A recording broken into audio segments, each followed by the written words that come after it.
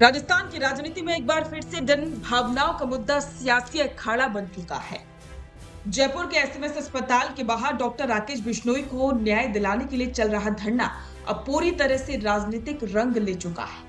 जहां एक और कांग्रेस नेता पीड़ित परिजनों के साथ खड़े नजर आ रहे हैं, तो वहीं दूसरी ओर इस आंदोलन को अपना समर्थन देकर राष्ट्रीय लोकतांत्रिक पार्टी के संयोजक और नागौर सांसद हनुमान बेनीवाल ने इसे सीधे सरकार और सिस्टम के खिलाफ मोर्चे में बदल दिया। राजस्थान में सत्ता से बाहर होने के बाद कांग्रेस की सक्रियता इन दिनों जमीनी मुद्दों पर दिख रही है। युवा कांग्रेस अध्यक्ष और विधायक अभिमन्यु पूनिया, अनिल चोपड़ा और छात्र नेता निर्मल चौधरी जैसे नेताओं की धरना स्थल पर मौजूदगी ये संकेत देती है कि कांग्रेस अब जन भावनाओं से जुड़े मुद्दों पर फिर से पकड़ बनाने की कोशिश में है। धरने के बहाने कांग्रेस से एक और जनता को सहानुभूति से जोड़ रही है, तो वहीं दूसरी ओर भाजपा सरकार पर हमलावर हो रही है। लेकिन राजनीतिक विश्लेषकों का यह मानना है कि भावनात्मक राजनीति की रणनीति है, जिससे कांग्रेस 2028 की तैयारी कर रही है। धरना स्थल पर पुलिस और निर्मल चौधरी के बीच हुई तीखी बहस और झड़प ने सियासी तापमान को और चढ़ा दिया। इस झड़प के बाद पुलिस द्वारा निर्मल के खिलाफ केस दर्ज करने की बात सामने आई, जिसे विपक्ष ने सीधे तौर पर लोकतांत्रिक अधिकारों का दमन बताया। कांग्रेस नेता अनिल चोपड़ा ने बयान में कहा कि हम लोकतंत्र में विश्वास रखते हैं, लेकिन अब पुलिस ऐसे बर्ताव करे तो ये सीधे सीधे सरकार के इशारों पर जनता की आवाज को दबाने की कोशिश है।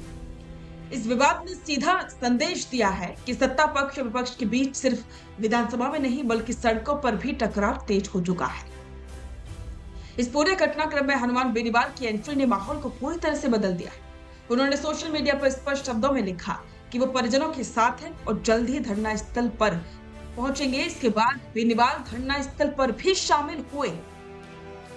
बेनीवाल ने इस मुद्दे को एक राजनीतिक मोर्चे में बदलने की तैयारी की।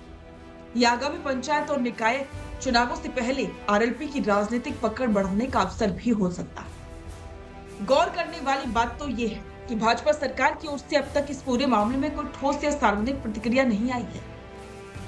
मुख्यमंत्री विजय शर्मा, उनके मंत्रिमंडल के किसी भी सदस्य ने अब तक धरना स्थल का दौरा नहीं किया है और ना ही कोई बयान दिया। राजनीतिक विश्लेषकों का यह मानना है कि सरकार इस मुद्दे को लो प्रोफाइल रखना चाहती है ताकि ये चुनावी मुद्दा ना बन सके। लेकिन कांग्रेस और आरएलपी सक्रियता ने इस बार सरकार को बैकफुट पर ला दिया है। निर्मल चौधरी जैसे छात्र नेता का पुलिस से भिड़ना और फिर एफआईआर दर्ज करने की घोषणा ये दर्शाता है कि राजस्थान की छात्र राजनीति अब फिर से उग्र और जन सरोकारों से जुड़ी हो रही है। विश्वविद्यालयों में भी अब इस मुद्दे पर छात्रों की सक्रियता दिखने लगी है और यही वर्ग भविष्य में राजनीतिक जमीन पर बड़ा असर डाल सकता है। डॉक्टर राकेश बिश्नोई को न्याय दिलाने की मांग पर शुरू हुआ यह धरना अब राजस्थान की राजनीति के लिए एक टेस्ट केस बन चुका है। कांग्रेस इसे सरकार की असंवेदनशीलता साबित करने के लिए प्रयोग कर रही है और आरएलपी से जनता के आंदोलन में बदलना चाहती है, और भाजपा फिलहाल देखो और इंतजार करो की रणनीति अपना रही है। जैसे जैसे इस आंदोलन को समर्थन मिलता जा रहा है, ये तय है कि आने वाले दिनों में ये सिर्फ न्याय की मांग नहीं बल्कि राजनीतिक वर्चस्व की लड़ाई में भी बदल सकता है। इस पर आपके विचार हमारे साथ कमेंट बॉक्स में साझा करें और बने रहें द फैक्ट इंडिया के साथ।